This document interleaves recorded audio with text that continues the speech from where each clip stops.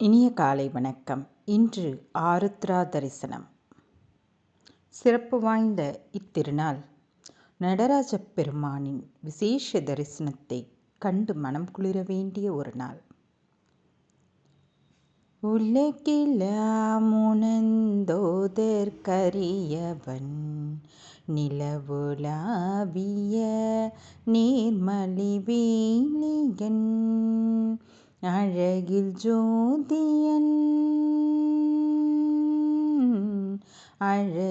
ஜோதியன் அம்பலத்தாடுவான் மலர் சிலம்படி வாழ்த்தி வணங்குவோம். உலகமெல்லாம் ஓதற்கு அரியவன் நிலவுலாவிய நீர்மலி வேலியன் அழகில் ஜோதியன் அம்பலத்தில் ஆடுவான் அவனது மலர் சிலம்படியை நாம் போற்றி வணங்குவோமாக. ஆதியும் அந்தமும் இல்லாத அரும்பெரும் பரம்பொருள் சிவபெருமான். அப்படி இருக்கும்போது அவருக்கு எப்படி இந்த திருவாதிரை நாள் உகந்ததாயிற்று? அவர் பிறப்பு என்பதை தாண்டி பரம்பொருளாக எப்பொழுது பிறந்தார், எப்படி உருவானார் என்பதே தெரியாத மறைப்பொருளாக உலகமெல்லாம் நீக்கமர நிறைந்திருப்பவர். அவருக்கு இந்த திருவாதிரை திருநாள் எப்படி வழிபாட்டுக்குரிய நாளாயிற்று தெரியுமா? முன் யுகத்தில் திரேத யுகா அப்படி என்ற ஒரு பெண்மணி இருந்தாள். அவள் மிகவும் பக்தி ஸ்ரத்தையுடன் பார்வதி தேவியை பூஜை செய்பவள். அவளுக்கு திருமணமாயிற்று. திருமணமான 3வது நாளே கணவன் இறந்துவிட்டான். திரேதாயுகா மிகவும் வருந்தி அழுது புலம்பி பார்வதி தேவியை வேண்டி நின்றாள். என் கணவருக்கு உயிர் பிச்சை தாருங்கள் என்று வேண்டினாள். அப்பொழுது பார்வதி தேவியானவர் சிவபெருமானிடம், இந்த பெண்ணின் கணவருக்கு உயிர் பிச்சை கொடுங்கள், இவள் தீர்க்க சுமங்கலியாய் இருப்பாய் என்று நான் வாக்குறுதி அளித்துள்ளேன் என்றார். சிவன் உடனே யமலோகத்தை நோக்க, யமனும் அவளது கணவனுக்கு உயிர் கொடுத்தார். ரிஷபாரூடராக அம்மையப்பனும் திரேதாயுகாவுக்கு காட்சி குளித்து ஆசீர்வாதம் செய்தனர். அப்படி அவர்கள் காட்சி கொடுத்த நன்னாள் ஒரு திருவாதிரை திருநாள். இது ஒரு புறம் இருக்க, சேந்தனார் என்ற சிவனடியார் தினமும் அடியவர்களுக்கெல்லாம் அமுது செய்வித்து அதன் பின்னே தானும் தன் மனைவியும் உண்பதை வழக்கமாக கொண்டிருந்தார்.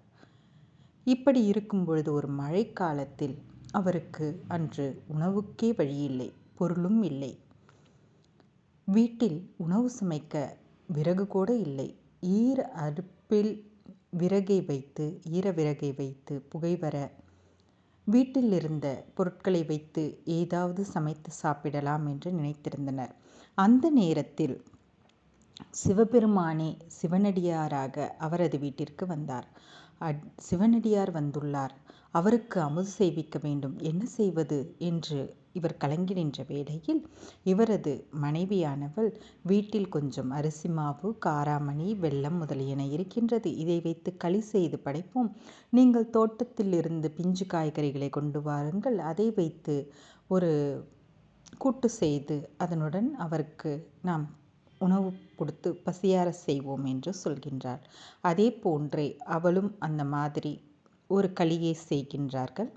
அதன் பிறகு 7 காய்கறிகள் கொண்ட கூட்டு கலவையையும் செய்து அதை அந்த சிவனடியாராக வந்த சிவபெருமானுக்கு படைக்கின்றார்கள். அவரும் திருப்தியாக சாப்பிட்டுவிட்டு அத்தோடு மட்டும் இல்லாமல் வழிக்காக எனக்கு கொஞ்சம் கட்டி கொடுங்கள், மிகவும் சுவையாக உள்ளது என்று கேட்டு வாங்கி செல்கின்றார். இவர்களும் அடியவருக்கு நாம் உணவு சமர்ப்பித்தோம் என்ற மன மகிழ்ச்சியுடன் தான் உணவு அருந்தாமல் தண்ணீரை கொடுத்து பசியாறுகின்றனர். இப்படி இருக்க மறுநாள் தில்லையில் ஒரு அதிசயம் நிகழ்ந்தது. அந்தணர்கள் கதவை திறக்கும் பொழுது பார்த்தால் வரும் வழியெங்கும் அந்த களியானது சிதறி கிடந்தது. அது மட்டுமன்றி நடராஜ பெருமானின் கருவறையிலும் அந்த களியும் கூட்டும் இருந்தன. என்ன இப்படி இருக்கிறது, யார் இந்த அபச்சாரத்தை செய்தார்கள், எப்படி இதெல்லாம் நிகழ்ந்தது என்று அவர்கள் எல்லாம் ஆலோசனை செய்து கொண்டிருந்த நேரத்தில் அசரீரி கேட்டது. எனது பக்தனான சேந்தனார் இல்லத்தில் நான் களி உண்டு வந்தேன். அவரது பக்தியை உலகிற்கு காட்டும் பொருட்டே இங்கு நான் அதை எடுத்து வந்தேன் என்று அசரீரி வருகின்றது. அனைவரும் மிகவும் வியக்கின்றனர். அன்று முதல் இன்று வரை திருவாதிரை திருநாளில், அதுவும் மார்கழி திருவாதிரை வரும் நட்சத்திர நாளில் இறைவன் நடராஜ பெருமானுக்கு களி செய்து 7 கூட்டு செய்து படைக்கும் மரபு வந்தது. சேந்தனார் சிவபக்தியை உலகிற்கு உணர்த்திய இறைவன் அம்மையப்பனாக காட்சியளித்த ஒரு நாள் இந்த திருவாதிரை திருநாள். அப்படியே காட்சியளித்து அவர்களுக்கு சிவபதமும் அளித்தார்.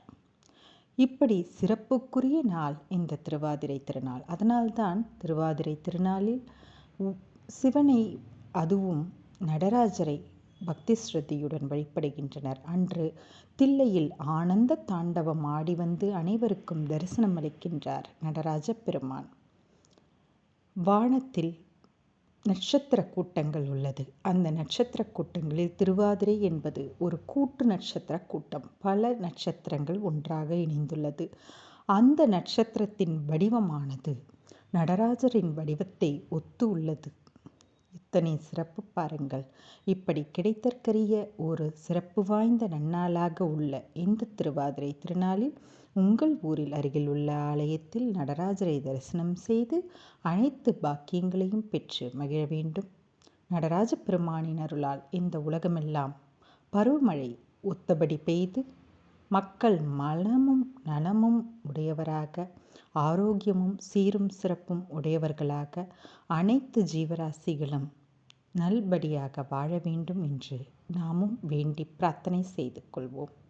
குனித்த புருவமும் கொவ்வை செவ்வாயில் குமின் சிரிப்பும் பனித்த சடையும் பவளம் போல் மேனியில் பால் வெந்நீரும் இனித்தமுடன் எடுத்த பொற்பாதமும் காண பெற்றால் மனித பிறவியும் வேண்டுவதே இம்மாநிலத்தே.